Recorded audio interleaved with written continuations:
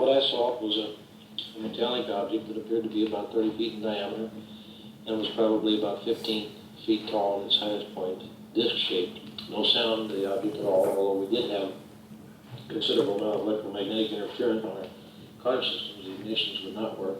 Both the radios in the board patrol car, the federal radio and the state radio, were completely out. It hovered in our area for probably about 3 minutes. It was about 20 to 30 feet off the ground, and suddenly it rose up, turned over on edge. And the only thing I could see at that point then were 3 knob-like structures that were sticking out from the underside of the object. The object started spinning very rapidly, and as it spun, it started lifting up in the air, picked up speed, and all of a sudden, just with a real sharp burst of speed, shot straight up in the air and was gone in a matter of seconds. The man you just heard is currently a U.S. Treasury agent. On August 19, 1966, he and several other border patrolmen in North Dakota witnessed an astounding display of maneuverability by a metallic object which defied the known and accepted scientific principles of physics and gravity. Since 1947, UFOs have been seen over Air Force bases, atomic energy complexes, airports, cities, and farms all over the earth, apparently under intelligent control and engaged in surveillance of our planet. People want to know what a UFO is, and therefore any chance that we have to learn, we should take advantage of it. When you tell an American, I can't explain it, he wants to know, why can't you explain it? Why doesn't someone explain it? I want someone to explain it. And I think that kind of pressure is going to change the view of many government officials and members of Congress in the future. That was the voice of Congressman J. Edward Roush, speaking on behalf of those who want to know the truth about UFOs. In the early morning hours of April 7th, 1975, police officer George Wheeler was on patrol near Elmwood, Wisconsin. Until this point in his life, he had never believed in UFOs. I was just about to make this left turn when I noticed this large ball of flame. It was almost upon me. I had hardly time to think, but it looked like it was coming right straight at me. Fearful that this huge flaming object was going to crash near him, the police officer got out of his car and ran for cover. He then realized that the object continued on instead of crashing. Wheeler then drove to a point where he could see the craft hovering over a nearby valley. I'd say it was the size of a football field. It looked like a cigar. It wasn't pointed on the ends. It was rounded on the ends. Then, when it did move, it lurched real sharp, 90-degree angle. When it lurched, it took off. I don't think I would have been able to more than snap my fingers once and it was gone. Gone. Couldn't see nothing. What are these strange devices that pace airplanes, play tag with military jet fighters, and continue to baffle mankind? In 1947, amid reports of disc or saucer-shaped objects outperforming any known aircraft, there was a top-secret evaluation by the Air Materiel Command, headed by Lieutenant General Nathan Twain, which stated that the reported circular objects were real, not imaginary, flat on the bottom, domed on top, and capable of intelligent, evasive maneuvers. General Twain recommended a classified full-scale evaluation. That investigation was carried out. Retired Marine Major Donald Kehoe tells what the conclusions were a year later. There was a top-secret evaluation that the generally reported objects were spacecraft, alien spacecraft from an unknown civilization far ahead of us, observing the Earth for an unknown purpose. When the Air Force discovered that they had actual spacecraft capable of tremendous speeds and maneuvers, they immediately decided if they could capture one, it could put them ahead of any nation in the world. We would have the secrets of their power system and control of gravity. So the order went out for jet fighters to try to force one down, if possible, undamaged. And there were hundreds and hundreds of attempts. As far as I know, not one of those attempts succeeded for For several years, the Air Force was denying these chases. I have talked with some jet pilots who said, I may be ordered to try to shoot one down, but I'm not crazy. I'm not going to do it. Alien spacecraft? Must we really stretch our imagination to consider that as an answer? For 17 years, noted astronomer Dr. J. Allen Hynek served as UFO consultant to the Air Force. There's no question that this is a very real phenomenon. Any attempt to explain UFOs away as imagination or as natural events is just, today, it's just nonsense. They seem to be programmed in some way, and that sort of implies an intelligence. It is a global phenomenon from many, many countries, and the astounding thing is that the same sorts of things are being reported from all these countries.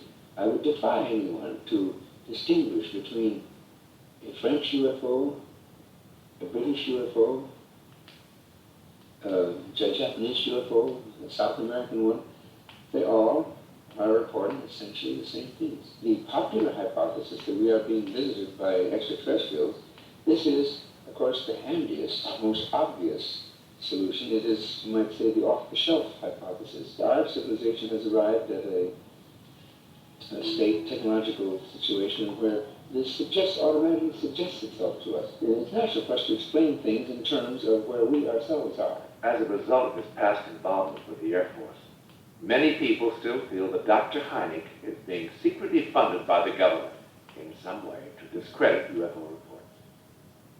No, not at all. Absolutely not being funded. And as a matter of fact, if I were offered government funds, unless there were really no strings attached, I think it would be very unwise to accept government funds because, well, I think people would say, well, this is just another government setup or something of the sort. No, the funds that we get, I think, just have to come from private sources because then there's simply no strings attached. I have no connection with the Air Force now whatsoever. On September 8, 1958, at Offutt Air Force Base in Omaha, Nebraska, Air Force Major Paul Dewich noticed a bright object in the sky near the horizon. It behaved in an odd way, so he called several other officers and scientists to look at the object. All at once, the thing just flared up like a magnesium flare. And it startled me. Then it blazed back in again. It's just like a flare. That's the way I can describe it. As the glow diminished, it suddenly took on a kind of a oblong shape. The upper end was blunt, the lower end was less blunt, rather narrow, and it took on an orangish, reddish glow. I would prefer to call it a cigar shape. And about that time, a lot of little black specks started buzzing around the lower end of this. By the lower end, I mean the end that appeared to be nearer the horizon than the upper end. And all this time also, it remained in relatively the same position in the sky. And as suddenly as it appeared, these little black specks buzzing around the bottom of it disappeared. It looked like a swarm of gnats. Then, as we watched it, and after these specks disappeared that were buzzing around the lower end, this thing tilted over about 45 degrees and started moving toward the west. And then it tilted more and more until it became almost parallel with the horizon. And farther west it went, and then it started tilting up again. But all these movements weren't sharp, quick ones. They were slow, gradual movements, like some big, huge thing making a move, like a big ocean liner making a move. This sighting lasted a full 20 minutes in view of approximately 25 trained military observers. What did Major Dewich conclude the object was? I have to think of them as alien machines, spaceships, if you will. Not of this earth. I think they're alien spaceships. I'm fascinated by it. And nothing would please me more than to learn more about them. Psychologist Dr. David Saunders and radar expert Dr. Robert Wood are convinced that our planet is currently under surveillance by an outside intelligence. I don't think there's any doubt that there is some kind of an association between the UFO phenomena and things extraterrestrial. I think we are dealing with an intelligence that has far more knowledge of natural law than we have. It's not magic, it's not supernatural, but it's extremely complex. They're clearly extraterrestrial, in my opinion. Just read case after case of where humanoids were seen descending from them and getting back in, and it's just straightforward. It's such an incredible thing to think that there had been extraterrestrial life involved in pursuing us for all of these years, and we've been so dumb as to not realize it. October 18, 1973. A terrifying encounter takes place between a four-man crew aboard an Army helicopter and a UFO, while the crew is en route to Cleveland, Ohio from Columbus. This mid-air drama is witnessed by several ground observers and is considered to be one of the most impressive sightings in history. The commander of the helicopter, Major Larry Coyne, and his crew thought at first that the light on the horizon was a radio tower beacon. We were flying along at about 2,500 feet when the crew chief on the helicopter observed a light, a red light, on the east horizon. He then informed me that the light was closing on the helicopter, that it was coming at us on a collision course. And I looked to the right and I observed that the object became bigger and the light became brighter. And I began to descend the helicopter towards the ground to get out of the collision course path. We were descending and this object continued to come directly at the aircraft. It was like a missile locked onto the helicopter. Only it came at us on a perpendicular angle to hit us almost broadside. It looked like we were going to collide with it, and we braced for impact. And when we did, then I heard the crewman in the back say, "Look up," and I did, and I observed this craft stop directly in front of us. Stopped. It was hovering right over the helicopter. At this time, a light that came out of the aft end of this vehicle swung 90 degrees and came into the cabin of the helicopter. It was a bright green light. And all the red night lights that we utilize for night navigation were dissolved in this green light. The whole cabin turned green.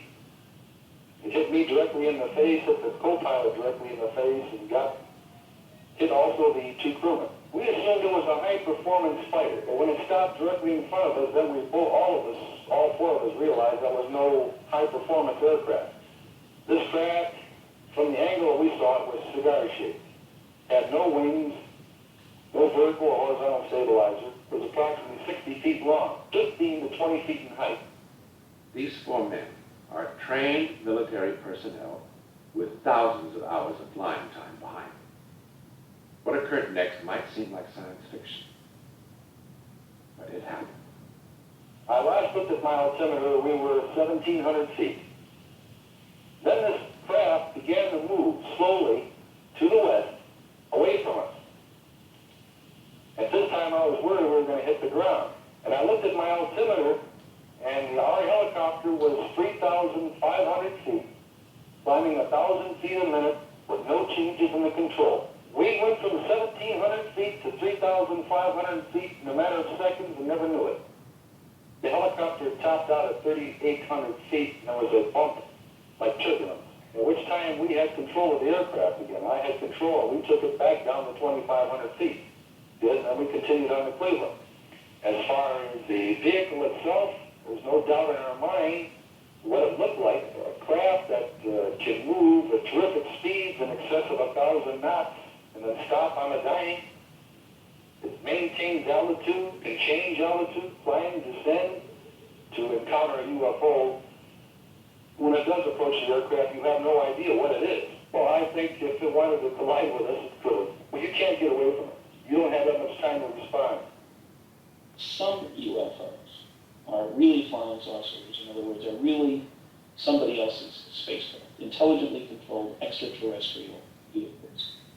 Mr. Stanton Friedman, nuclear physicist, who says we must keep open minds regarding the reality of UFOs coming from other planets. They probably come from a variety of sources for a variety of purposes.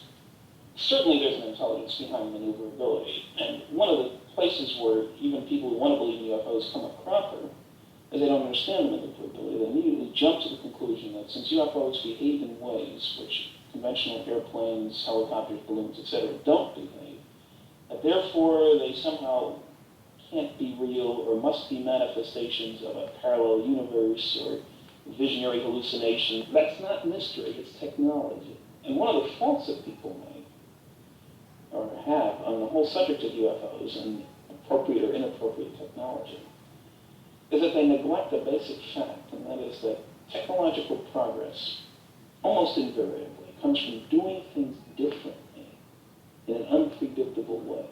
It's not just more of the same. And so people want to extrapolate what they know, and especially the ancient academics and fossilized physicists of the world presume they know a great deal. So what they know is almost all there is to know. When somebody says that that bit of UFO behavior is impossible, what they mean is, I don't know how to do that. And if I don't know how to do it, it must be impossible. Well, that kind of approach is obviously ridiculous. I mean, it's not scientific, at least. It's not related to the real world and how the real world operates. We need to look at the technological side of things before we make pronouncements from on high about the origin of UFOs, the impossibility of there being anybody coming here. The fact of the matter is, the evidence is overwhelming that they are coming here, and that one need not invoke what is sure to be, that is the technology of the future, to get them here. In our own space program, many UFOs have been reported by the astronauts. The first sighting took place in June of 1965 on the Gemini 4 mission. Astronaut Jim McDivitt caught sight of a strange-looking object out in space. At the time that I saw it, I said there was something out in front of me or outside of the spacecraft that I couldn't identify, and I never have been able to identify, and I don't think anybody ever will. We were in drifting flight, and my partner Ed White was asleep. The spacecraft had all the flight control system turned off and almost all the electrical equipment turned off except the radio. The spacecraft was drifting around, and I couldn't tell. I still don't know which direction it was pointing. It wasn't pointing towards Earth, but I couldn't see anything out in front of me except just a black sky. And as it was rotating around, I noticed something out in front that was a white cylindrical shape with a white pole sticking out of one corner of it. It had about the same dimensional relationship as a beer can with a smooth pencil sticking out one corner of it. I couldn't tell how close it was, and I couldn't tell what the size was. Depth perception in space is not very good unless you know what the size of the object is that you're looking at. I thought I might run into it, so I turned on the flight control system. It takes a while for the electronics to warm up. And in the meantime, I grabbed two cameras which were floating in the spacecraft. And I grabbed one and took a picture, and I let go of it, and I grabbed the other one and took a picture. As the sun shone on the window, I could no longer see out, and the thing just disappeared. I never did find out what it was, and nobody else ever did either. They checked the NORAD records to see what they had up on radar, and there wasn't anything within very close range of us. After we landed in the Atlantic Ocean, the films were flown back to Houston. I've seen the photos that were released. I've seen them published in magazines and newspapers. Now, I went back and went through each frame of all of the pictures that we took after the flight, and there wasn't anything in there like what I had seen. General McDivitt has made it absolutely clear that NASA never did show him any pictures of the object which he photographed. Another astronaut, Colonel Gordon Cooper, originally was assigned to a jet fighter group in Germany during the early 1950s. He recounts the day a group of circular objects passed over the airbase. A weatherman spotted some strange objects flying apparently fairly high altitude, some large binoculars, while tracking a weather balloon, and reported, and before long the entire fighter group was out peering through binoculars at these groups of objects coming over, all heading generally from easterly to westerly direction, and all in very strange patterns resembling fighter formations. But unlike fighters, they would stop, almost stop in their forward velocity and change 90 degrees sometimes in their flight path. And within the next 2 to 3 days, we'd had practically all the fighters we could muster on the base out climbing as high as they would climb, with guys with binoculars in them, still trying to spot these strange devices flying overhead. And we never could get close enough to really pin them down, but they were round in shape and very metallic looking. Personally, I believe in UFOs, and my personal opinion is that I think that they are very likely travelers from some other planet, if not in our galaxy, in a neighboring galaxy.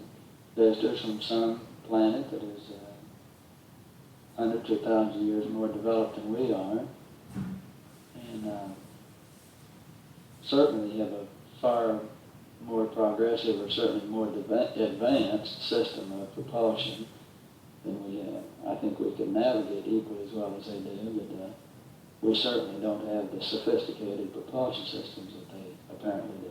Possibly they're just involved in travel around the universe. The bigger telescope that we build, each time we find another galaxy or other thousands of stars or other possible planets. When you look at the hundreds of thousands of planets that have the potential of having the same kind of climatic conditions, the same kind of atmosphere that we have, I just really can't believe that God would have just put man on one of these places alone.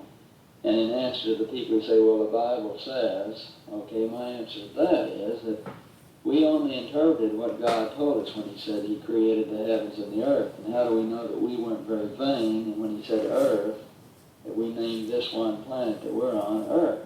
How do we know that Earth doesn't mean maybe some 30 or 40 or maybe 300 or 400 planets that he created and populated? Colonel Cooper also recalls an incident that took place at the Edwards Air Force Base Flight Test Center in California. And to this day, the photographic evidence is unavailable. The case of one that landed out on the dry lake bed right out from a number of camera crews we had who filmed it, and the film was there and sent forward to safekeeping somewhere in Washington, never to be seen again. Despite Air Force denials, unidentified flying objects continue to operate in our skies all over the globe. The latest Gallup poll reveals 15 million Americans believe they have seen a UFO, and that 51% of the population believes UFOs are real. Why then is the military denying the existence of these craft? This cover-up attitude goes back to July 1952, when for 2 consecutive weekends, a dazzling UFO display took place over Washington, D.C., and specifically over the restricted air corridors over the White House and the Capitol. Major Donald Kehoe explains why the military dismissed these UFOs as weather inversions to quiet growing public alarm. They were keeping these secret for 2 reasons, because as the military had it, till you know more, you're naturally good. But secondly, they felt that it was better for the country not to alarm people, and they wanted to know more about it. The idea that you are being observed by an unknown race from another world is enough to startle most people. It might not terrify them, but at least it would cause them some alarm. If there were any sign of hostility, that would increase it. When it started out, the first Air Force high brass in the Pentagon, they were absolutely baffled. There was one Lieutenant General George Kennedy, head of the Strategic Air Command, and he said, we haven't the slightest idea, we're completely baffled. We have nothing remotely like it. I wish we did. And there were other honest admissions like that. Then they began to think we can alarm people, so they began to twist out explanations to debunk it. And then when they got on up to the idea of trying to capture one, they thought if people knew that we were shooting at these now and then, they wouldn't like it, but frighten them more, so that tightened it up. But behind all this, there were many people in the Pentagon that were against that, and have been all the years. And there's been a fight, an internal fight to stop it. But they got themselves such a jam that nobody actually had the courage to come out and say, yeah, we've been deceiving you all this time, but we did it for the best of the country. In the following year, 1953, the CIA officially entered the picture in the form of the Robertson Panel.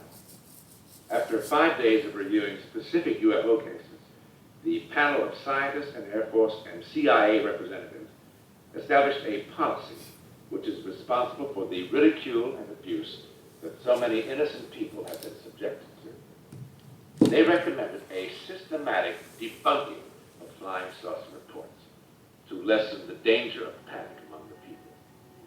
Major Kehoe tells of a case which put the reputation of a commercial airline pilot at stake. A 727 pilot told me, and he was furious about this. This was about 2 years ago. He said they were flying toward Chicago, and it was sometime after midnight. And all of a sudden, they saw this disc-shaped object coming in. It was pacing about 200 feet away. And he said, just to make sure that they could see him clearly, he said, I wasn't terrified, but I know I did. So he turned on all his lights, including landing lights.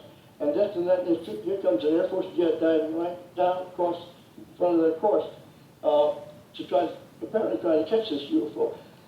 And he was petrified. He didn't know what to do. If he tried to turn, they might turn the same way. And so he just had to sit there. And the UFO shot up in the air with the jet going after it. He tried to report this. He radioed in and told his dispatcher to have some of the press there. And said, if you don't, I'm going to one of the radio stations to put this on the air and tell what the Air Force is doing. When he got there was a vice president of his company, an FBI agent, and an Air Force officer. And he was told, first of all, the Air Force officer said, there was no jet anywhere in that area, and we can prove it.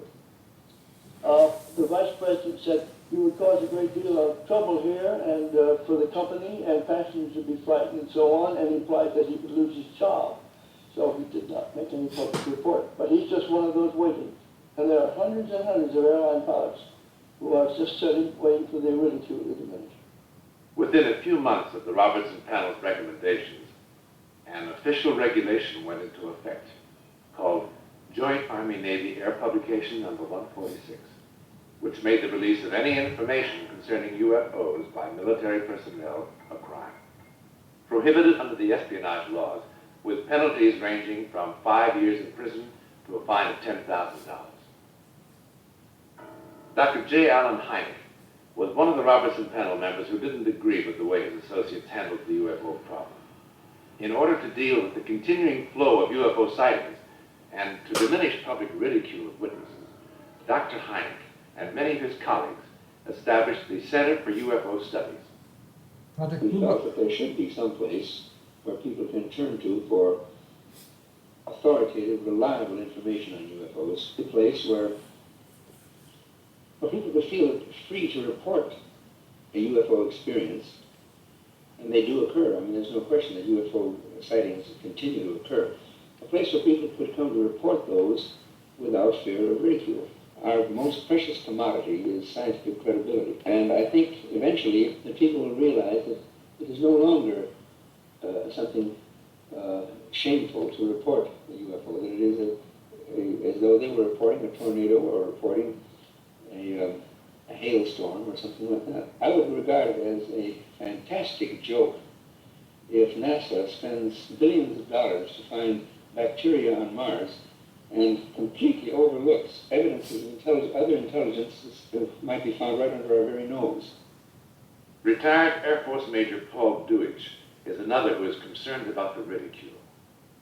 About the business of government secrecy, I really and truly feel there's too much of it involving this thing because too many people around the world have seen these things. The one thing I do not like is the ridicule, the spoiling of lives, and people just literally being ruined because they dared speak out and tell what they saw. I get real angry when I think about the way some people have been treated. Major Kehoe reflects the same concern. People have been badly hurt. They've lost their jobs. Their wives have left them because they couldn't stand all of the mockery and so on. And that has been a very bad thing. And someday, actually, the Air Force, somebody should come out and apologize to all of the hundreds of witnesses who've been maligned. Now, I'm not being bitter. I'm a military man, and if I were back on duty, I would possibly be covering up the same way, but I would try to avoid that kind of attitude. Upon realizing that UFOs are indeed real, one must naturally ask, who or what is the intelligence which operates these astounding vehicles? Are they, in fact, piloted by beings from other worlds, or are they from other sources not as yet considered?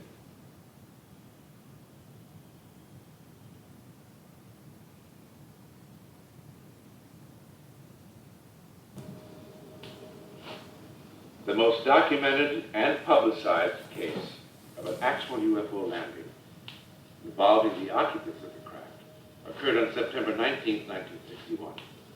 It was reported, but didn't make headlines for 5 years because the people involved were afraid of ridicule. Barney and Betty Hill were driving through the New Hampshire White Mountains late one night, returning from a Canadian vacation to their Fort Worth, New Hampshire home, when they spotted a descending UFO. The next thing they remembered was that they were 35 miles farther along in their journey, and 2 hours had passed, which they couldn't account for. This amnesia continued to bother them, leading to physical and mental disorders, until finally, 3 years after the experience, time regression hypnosis was used to extract the lost information. Under a separate hypnotic session, they stated that they had been approached by alien beings that night in the mountains. The first time I saw the occupants was a group of them standing in the highway, just prior to our capture.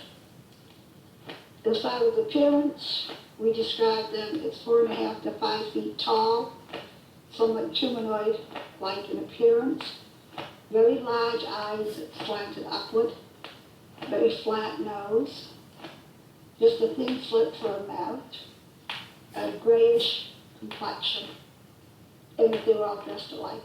I don't think I was really prepared for their appearance. I was terrified. They had a one-piece outfit on with a jacket type thing over it, and they had very much like a military jacket, but no buttons, no zippers, no insignia that we saw. It's like a jumpsuit. Barney and Betty Hill remembered being taken aboard the craft, treated well by the occupants, and given extensive physical examination. There was a ring around the outer edge of the craft, and that ring sort of tilted down so that we walked right up it and went into the opening, the door. It was September. It was a very warm night for that time of year, but the inside of the craft was cold to me. All the lighting shone from behind the walls, and it was sort of a bluish light. They kept reassuring us that just as soon as the testing was completed, they would release us and we'd be on our way back to the home. I think whatever kind of control they had us under, Barney was under a greater control than I was. I believe that when he was out in the field, looking up at the craft in the beginning, that they put some kind of control over him. One of the experiments involved inserting a needle into Mrs. Hill's navel. What they call the so-called pregnancy test. There was a great deal of pain associated with it. They were very surprised. And then one of them put his hand out, put it back and forth in front of my eyes, and the pain went away. After my examination was completed, and then I knew they were going to complete Barney and we'd be leaving. And that's when I relaxed. And I was standing there and I said to the leader that this is a most unusual experience. When I go back home and tell my friends, nobody's going to believe me. Therefore, I need something to take with me. Prove this. So he said, what would you like? And on the counter, there was a book. He said, I could. At the point he gave me the book, he said, jokingly, sarcastically, do you think you're going to read it? I looked at it, I knew I couldn't read it. I said, no, I'm not taking it to read. I'm taking it as proof. And I stood there and I looked briefly through the pages. I saw writing. It was like Oriental writing in that it went up and down. But I couldn't say that the symbols were the same as Oriental writing. Later, when I was leaving the craft, and I was carrying the book, and I was very, very happy because this was my truth. That's when the leader left me and went back in the corridor, and there was all this sort of hubbub going on. And although I didn't understand what was being said, I sensed that there was a disagreement. The leader came back and took the book and said that he had then decided that we were going to forget that the experience had ever happened.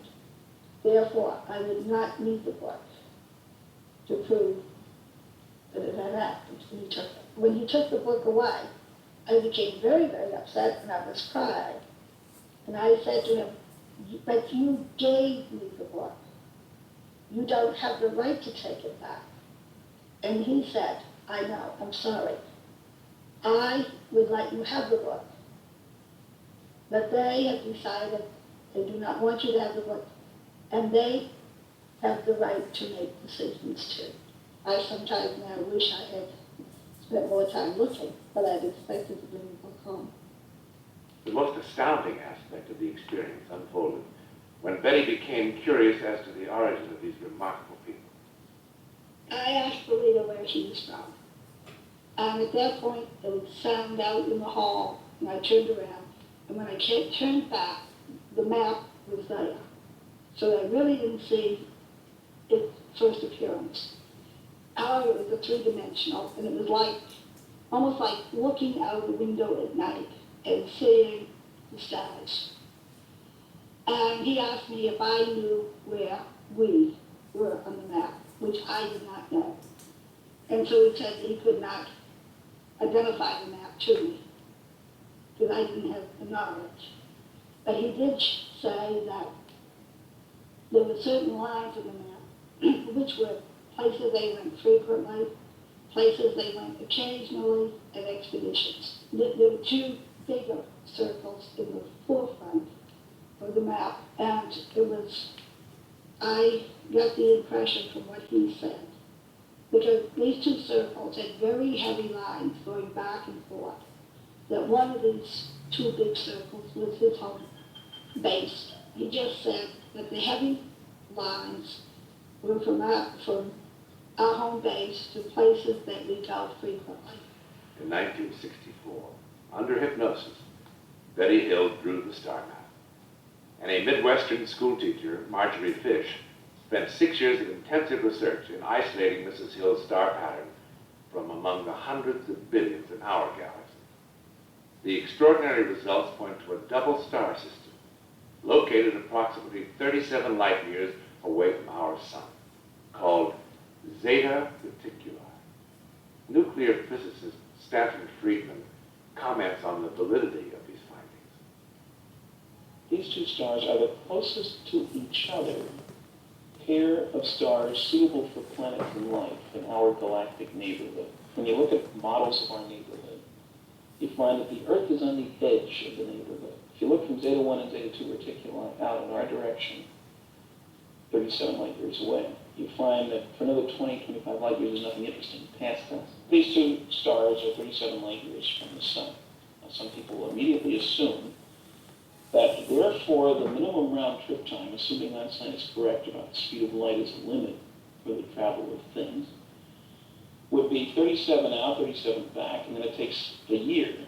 And it's important that it's only a year to get from no speed to the speed of light at 1g accelerations, and another year to slow down when you get there, another year to speed up on the way back, another year to slow down. So minimum round trip time, they say, absolutely has to be 78 years. Totally and completely false. 78 years people time left behind, not 78 years for the pilot. And that's the time that matters. A pilot traveling at close to the speed of light undergoes a rather strange phenomenon, which is what Einstein talked about. And that is, as you get close to the speed of light, time slows down. At 99.9% of the speed of light, one could travel 37 light years in 20 months pilot time. not the time of the people left behind, but the time in the reference frame of the planet. Now, if he really cranked up the afterburner and went, say, 99.99% of the speed of light, then he could go 37 light years in 6 months pilot time. Every time we check, we find that Einstein was right. That is, as things go fast, time slows down. Psychologist David Saunders has also researched the Betty Hill star map very closely.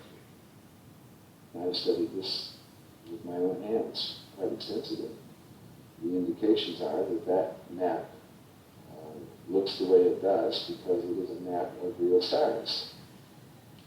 And the way in which that map came to pass wound up as it is with the whole story of the Barney and Betty Hill case. Makes a very strong association with UFOs. The occupants in that situation were talking with Betty Hill, and they came from someplace, they said, and showed her this map. And it is a map of real places. I don't think there's any doubt that there is some kind of an association between the UFO phenomenon and things extraterrestrial. Another point which lends credibility to this case is that in 1970, the Air Force finally confirmed the fact that a UFO had been tracked on radar in the White Mountains when the Hills were driving along that night. Radar also picked up the UFO when it later took off. The time was 2:30 a.m. on the morning of December 3rd, 1967. Police officer Herbert Schirmer of Ashland, Nebraska was on patrol. Then suddenly he saw an object ahead of him with a row of flickering lights. Down the road about a quarter mile away, I seen red flashing lights. And as I got closer, these lights were flashing. And this thing was hovering sort of at an angle. It was a disc shape, shaped almost similar in a disc, almost to the form of a football. At this point, Officer Schirmer felt his patrol car being pulled toward the strange craft. The next thing he consciously remembered was that he was standing outside of his vehicle. The patrol car door was open, and I was watching this orange ripped glow coming from beneath this craft, and this pulsating noise, and the lights were flashing off and on, and all of a sudden she just shot straight outside. Schirmer had lost a 20-minute period, which time regression hypnosis later brought to the surface. The craft actually pulled me and the car up the hill toward it, and then as I was going up the road and the car came to a dead stop, a form came out from underneath the craft and started moving toward the car. And as the one being came to the front of the car, another one was coming out. And the one that was standing in front of the patrol car had sort of a box-like thing in his hand and kind of flashed green all around the whole car. And the one approached the car and reached in and touched me on my neck, in which I felt a sharp amount of pain. And then sort of stood back and sort of moved his hand, and I just came right out of the car, standing right in front of me. And he asked me, "Are you the watchman of this town?" And I said, "Yes, I am." The description of the crew leader by Officer Schirmer under hypnosis is very much like the leader that Betty Hill described. I had a very high forehead, a very long nose. His eyes were sort of sunken in, and they were round eyes like ours, except for the pupils were sort of the form of I would say like a cat's eye. And their complexion was sort of a grayish pink. I couldn't see any hair or ears because it was covered by the form of the uniform over their head. There was a lump on one side, which I could figure, there had to be ears on the being, and there was like a small black box on this side with a very small antenna sticking up out of it. The mouth was sort of slit, and as he spoke to me, it came like a very deep tone of voice, like from deep within, and he didn't move his mouth at all. He said, "Watchman, come with me." And we went up to the craft, and as we got to the craft, he took me up into the, what I call the first level of it. We're standing there looking at these like 55-gallon barrel drums in a big circle in the first level, and had by cables being connected to each one of them. And then right in the center of the room, as we looked up, was like half of a cocoon and was spinning, giving off bright colors like a rainbow. And he said, "Watchman, this is our power source, reversible electrical magnetism." We moved over to the to where we came up in. He just kind of floated up into the second level. This is like you up on an elevator. It was like red light inside. And this big cone was spinning. And there was all kinds of panels and like computers and stuff like this. And there was a map on the wall. And there was this large screen, like a vision screen there. And he walked up and he pressed some buttons of the stars. And he pointed toward the stars and said, that's where we're from. There was writing on the map, and I couldn't tell really what it was. It was a map of the sun and 6 planets. They were from a nearby galaxy, and that's all he ever said. He never said exactly where they were from or anything. He just pointed at the map. They were observing us, had been observing us for a long time.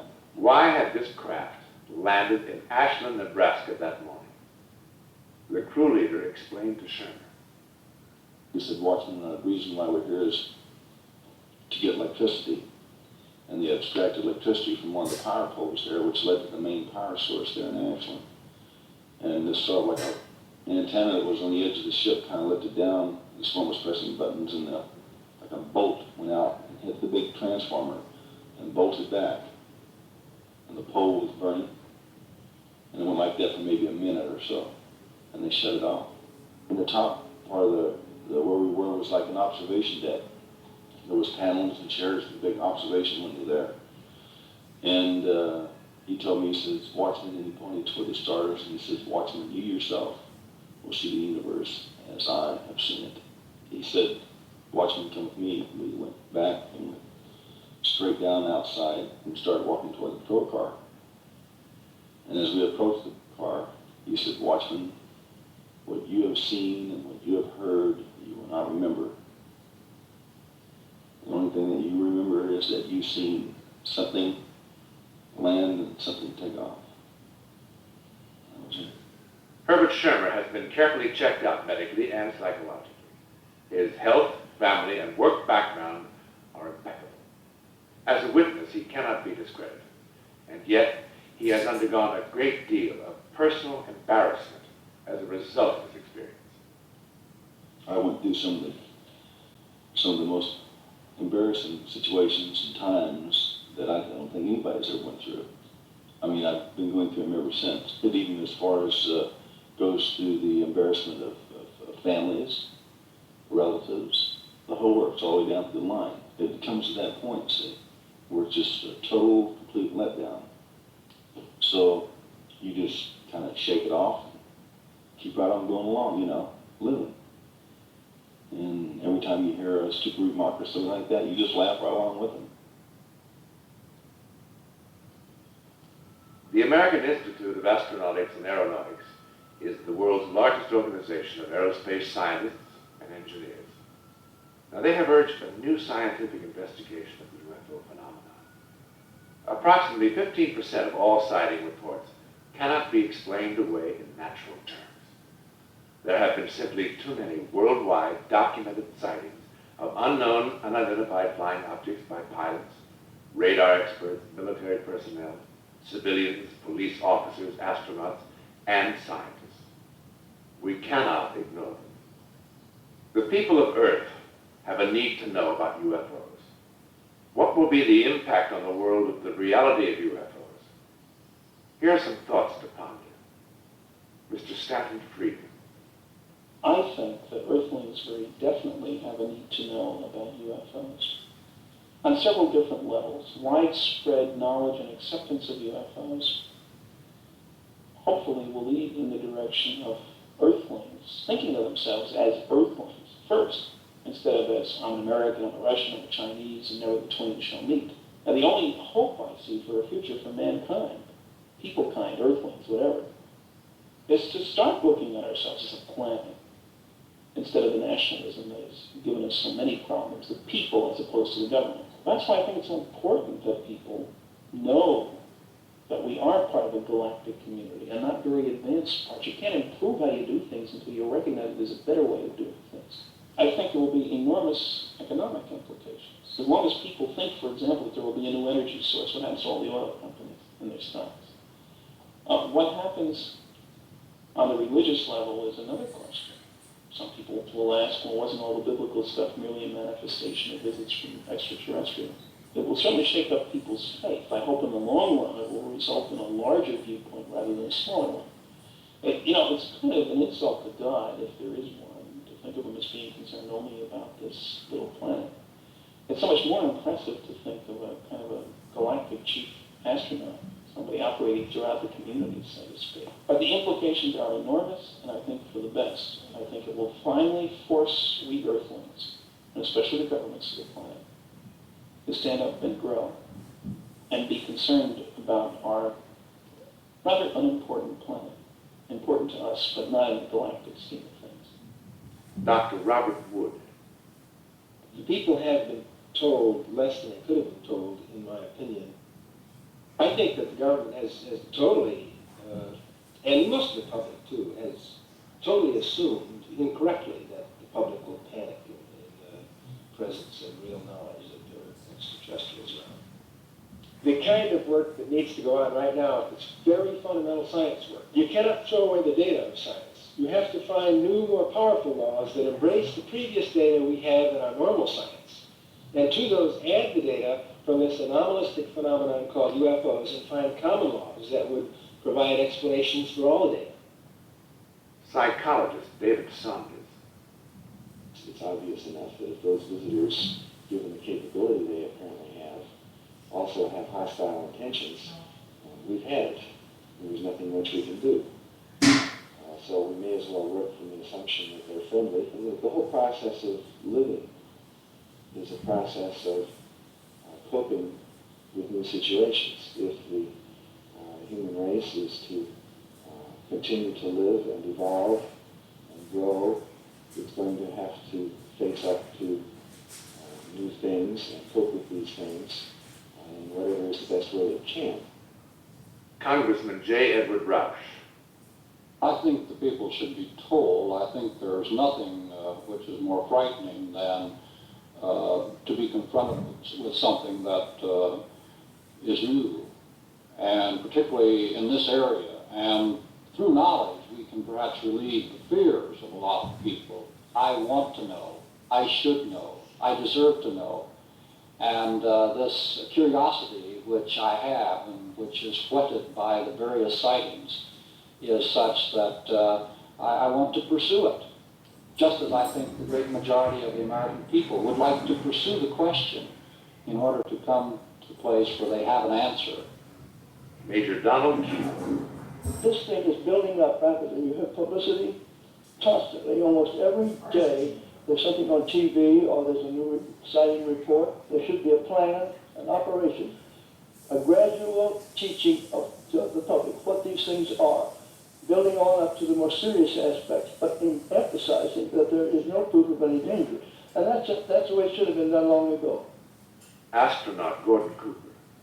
I think in general that people are prepared for it if it were done in the right manner. But I think likewise, the same way that a lot of people don't believe anything about UFOs because of some of the totally absurd treatises that have come out. Everyone's afraid of the unknown, but the more they know about them, the more that we have the likelihood of somebody treating some of these with a little friendlier fashion and perhaps less frightened fashion. Maybe we can begin to find out more about them.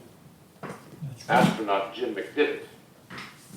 There are an awful lot of stars in our universe, and our stars, our sun, has a lot of planets around it, and it would seem highly egotistical, I think, that if we thought that we were the only planet in the entire universe that had life on it. No matter how far you can see when you're looking into the universe, you just aren't looking at the end of it, and it doesn't make any difference whether you're doing it with your naked eye, with a reasonably high-powered telescope, or the biggest thing that we have here on Earth. You just can't see to the end of it.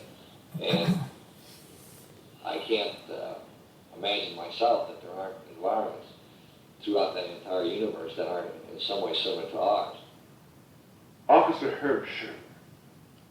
They're not going to hurt you, they didn't hurt me.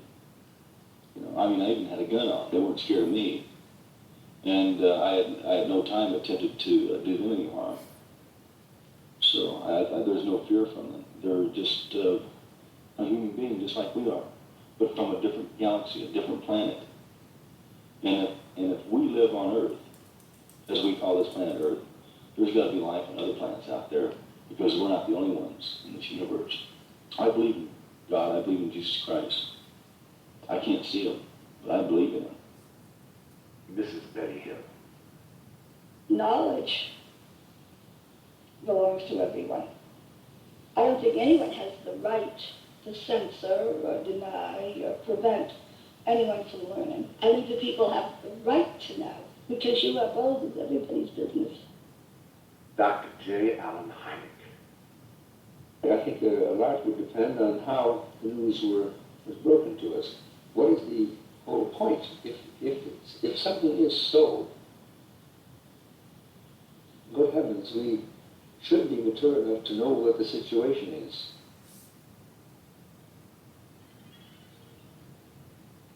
We're just now beginning to explore beyond our own planet. It's not inconceivable that other civilizations could have already begun their exploration of other planetary systems, including our own solar system. It is, after all, one of the objectives of our space program, to seek out and study other forms of life. I urge you to keep an open mind about UFOs and the probability of the existence of other intelligent life throughout the universe, because it is there. Think about that the next time you gaze up at the stars in a clear night. Gaze long and hard. The credibility factor of UFOs